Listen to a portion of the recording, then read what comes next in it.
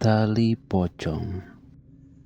Di desa kecil bernama K, ada sebuah kuburan tua yang sering jadi bahan pembicaraan warga.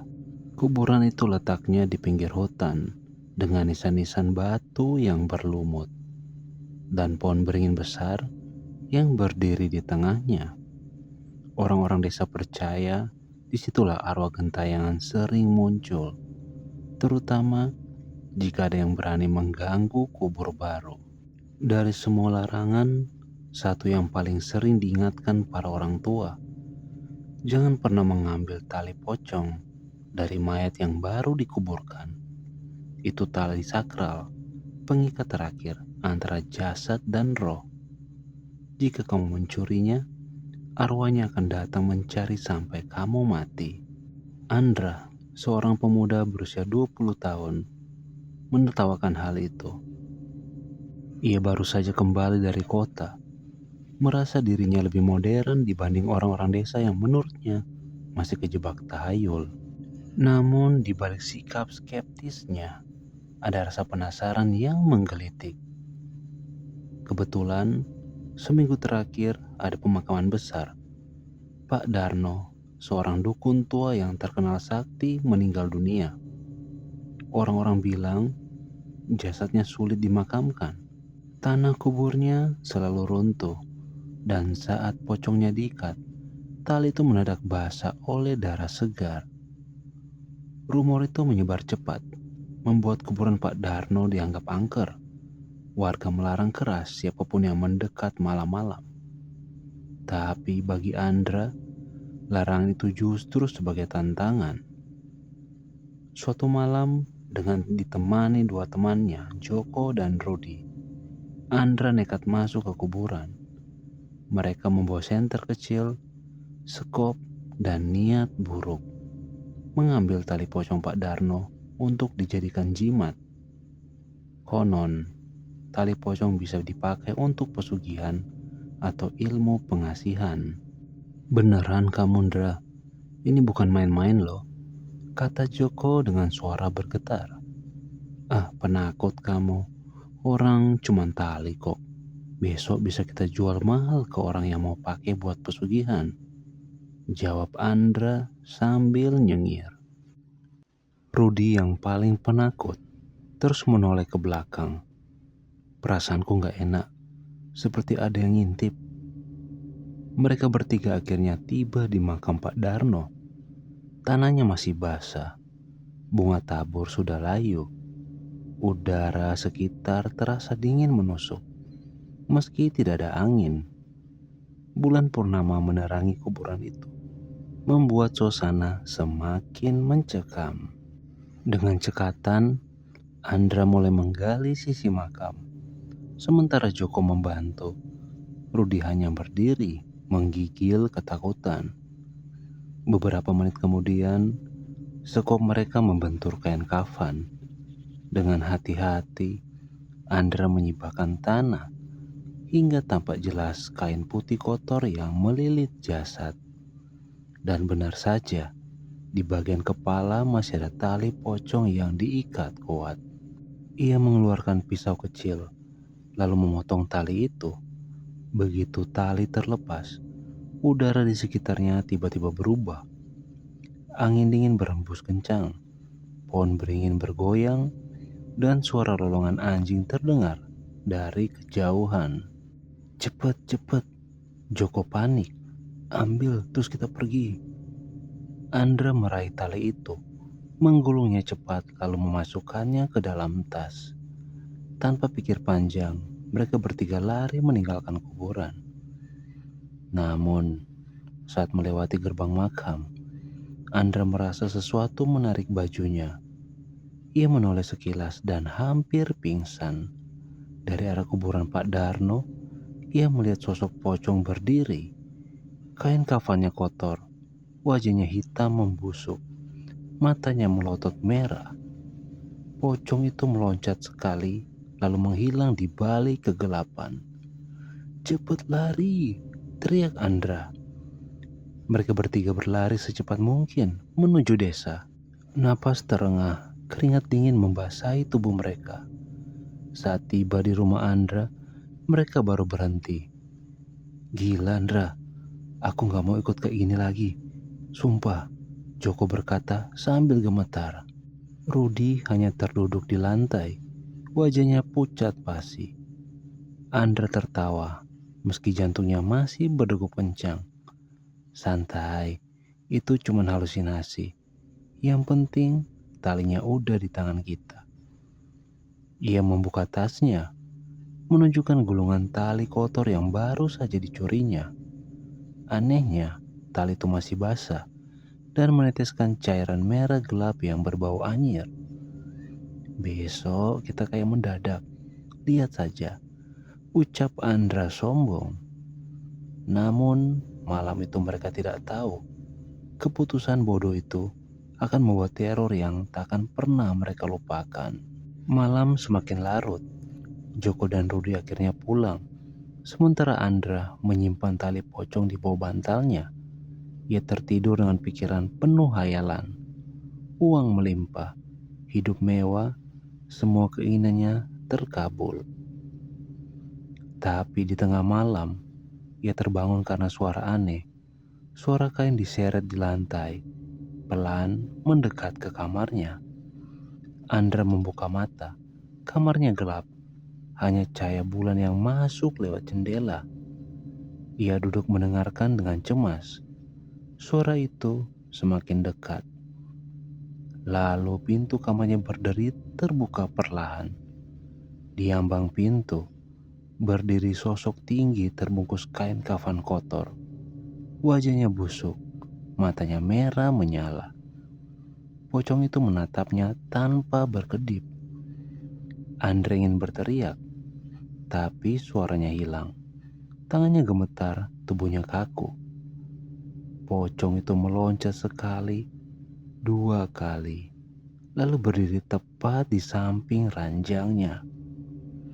Dengan suara berat, seperti keluar dari kubur, pocong itu berkata, "Kembalikan taliku." Andra menjerit sekencang-kencangnya, hingga suaranya membangunkan seluruh rumah. Jeritan Andra malam itu membangunkan neneknya yang tinggal serumah dengannya. Perempuan tua itu berlari masuk ke kamar sambil membawa lampu minyak. Begitu melihat cucunya duduk gemetar di ranjang, wajahnya pucat penuh keringat, neneknya langsung panik. "Andra, kenapa kau teriak-teriak?" Andra menunjuk pintu kamar dengan tangan bergetar. "Nek, pocong itu ada di sini." Neneknya menoleh, tapi hanya melihat pintu terbuka, berderit pelan karena angin. Tidak ada apa-apa di sana. "Andra, apa yang kau lakukan? Katakan padaku." Andra terdiam. Dia ingin berbohong, tapi pandangan tajam neneknya membuat lidahnya keluh. Akhirnya dengan terbata, ia mengaku, Aku ambil tali pocong dari kuburan Pak Darno." Wajah neneknya langsung berubah ngeri. Tangannya gemetar. Lampu minyak hampir jatuh dari genggamannya. "Astagfirullah Andra, kau gila. Kau tahu apa akibatnya?" Andra merunduk. "Aku cuma penasaran, Nek. Katanya bisa jadi jimat." Andra menunduk. "Aku cuma penasaran, Nek. Katanya bisa jadi jimat." "Bodoh, kau tidak tahu apa yang kau lakukan. Arwah Pak Darno tidak akan tenang sebelum tali itu kembali. Kau sudah diperingatkan tadi malam, bukan?" Andra terdiam. Tubuhnya masih gemetar. Dia tak bisa melupakan mata merah pocong itu dan suara seraknya yang menuntut. Keesokan paginya, kabar aneh mulai terdengar. Joko, teman Andre yang ikut ke kuburan, ditemukan sakit mendadak. Tubuhnya panas tinggi, matanya sayu, dan ia terus mengigau ketakutan. Dia bilang, semalam ada pocong lompat-lompat masuk kamarnya. Cerita ibunya dengan wajah cemas kepada warga. Rudi juga mengalami hal serupa. Pagi itu, ia ditemukan pingsan di depan rumah. Mulutnya komat kamit menyebut nama Pak Darno. Di tubuhnya ada bekas memar panjang, seperti dicengkeram sesuatu. Orang-orang desa mulai resah. Mereka berbisik-bisik, menuduh ada yang mengganggu kuburan. Dan pelan-pelan, kabar itu sampai juga ke telinga tetua desa. Siang itu, Andra dipanggil oleh Mbah Karyo, sesepuh desa. Lelaki tua itu terkenal bijak sekaligus disegani. Benarkah kabar itu, Andra? Kau dan dua temanmu menggali kuburan Pak Darno? Tanyanya dengan suara berat. Andra menunduk, wajahnya pucat. Iya mbah, saya salah. Saya cuma penasaran. Dan kau ambil tali pocongnya? Andra mengangguk pelan. Ia bisa merasakan tatapan tajam semua orang yang ada di balai desa. Mereka berbisik-bisik, sebagian marah, sebagian ketakutan. Bakario menghela napas panjang. Kau sudah melakukan kesalahan besar. Tali pocong itu bukan sekedar kain. Itu pengikat arwah agar jasad tidak berkeliaran. Kalau kamu mengambilnya, arwahnya bebas dan akan menagih apa yang menjadi haknya. Andra gemetar. Lalu apa yang harus saya lakukan, Mbah? Kembalikan malam ini juga. Menjelang malam, Andra dipaksa warga pergi ke kuburan bersama Joko dan Rudi. Kedua temannya setengah dipapa. Tubuh mereka masih lemah. Wajahnya pucat ketakutan. Kau harus mengembalikan tali itu ke makam Pak Darno. Kalau tidak, arwahnya akan terus menghantui kita semua, kata Mbah Karyo tegas. Dengan membawa lampu minyak, mereka bertiga berjalan ke kuburan ditemani beberapa warga. Angin malam berembus, pohon bambu bergemerisik, dan bulan purnama menyorot tajam. Saat tiba di makam Pak Darno, Andra membuka tasnya, mengeluarkan tali pocong yang sudah ia simpan. Anehnya, tali itu kini lebih panjang, lebih berat, dan masih basah meski sudah berhari-hari. Bau busuk menyengat membuat beberapa orang mual. Letakkan kembali di atas pusara, lalu berdoalah minta ampun, perintah Mbah Karyo. Dengan tangan gemetar, Andra meletakkan tali itu di atas kuburan. Ia menutup mata, mencoba berdoa. Namun sebelum sempat menyelesaikan doa, tanah di pusar itu berguncang. Bunga tabur berterbangan, tanah basah terangkat. Dan perlahan, sebuah tangan hitam menyembul keluar. Semua orang menjerit ketakutan. Joko jatuh pingsan di tempat. Rudi lari terbirit-birit. Andra hanya bisa mematung, melihat dengan jelas tangan itu meraih gulungan tali pocong. Lalu dari dalam tanah muncul sosok pocong. Kain kafannya kotor, penuh tanah basah. Wajahnya hancur dengan mata merah menyala. Ia berdiri tegak, menatap Andra tanpa berkedip. Dengan suara berat, pocong itu berbisik. Kau sudah menyentuh tali ini. Kau tidak bisa kabur sampai napasmu berhenti. Tanah kembali menutup. Pocong itu menghilang bersama tali. Semua orang terpaku dalam ketakutan. Mbah Karyo gemetar, wajahnya pucat. Selesai sudah. Ia sudah menandai kalian. Mengembalikan tali itu tidak cukup. Sekarang kalian bertiga sudah jadi incarannya. Andra terisak. Mbah, tolong saya. Mbah Karyo menggeleng pelan. Hanya ada satu cara. Kau harus melakukan ruatan malam. Memutus ikatan antara dirimu dan arwah itu. Tapi jika gagal, kau akan mati dengan cara yang sangat mengenaskan. Malam itu, Andra tidak bisa tidur.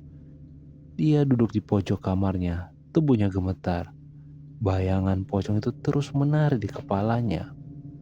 Suara seraknya terus menggema. Tiba-tiba, suara kain terseret lagi dari arah halaman. Andra menoleh ke jendela dan ia melihatnya. Sosok pocong berdiri di bawah pohon jambu. Wajahnya rusak, lidahnya terjulur panjang.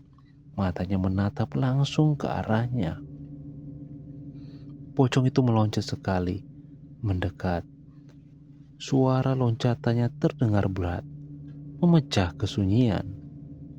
Andra panik. Ia menutup jendela rapat-rapat. Tapi suara itu semakin dekat. Loncat, loncat, lalu hening. Ia menahan napas, berharap itu hanya halusinasi. Namun tiba-tiba, pocong itu menghantam jendela. Kain kafannya menempel di kaca. Wajah busuknya hanya beberapa senti dari wajah Andra. Dengan suara berat, ia berbisik lagi. "Giliranmu, sebentar lagi." Andra menjerit sekuat tenaga. Jeritan Andra malam itu terdengar sampai ke rumah tetangga. Neneknya panik, mengetuk pintu kamar sambil memanggil namanya. Tapi saat masuk, kamar sudah kosong. Jendela terbuka lebar, tirainya berkibar. Di lantai hanya ada bekas lumpur basah berbentuk loncatan. Keesokan paginya, warga geger. Andra ditemukan pingsan di tengah kuburan, tepat di atas makam Pak Darno. Bajunya basah tanah, wajahnya pucat pasi, bibirnya pecah-pecah. Saat sadar, ia hanya bisa berteriak histeris. "Dia tarik aku, dia tarik aku diseret ke kuburannya." Mbah Karyo dipanggil lagi. Wajah tetua desa itu terlihat semakin muram. "Tak bisa ditunda. Malam ini juga harus dilakukan ruatan. Kalau tidak, arwah itu akan menjemput satu persatu."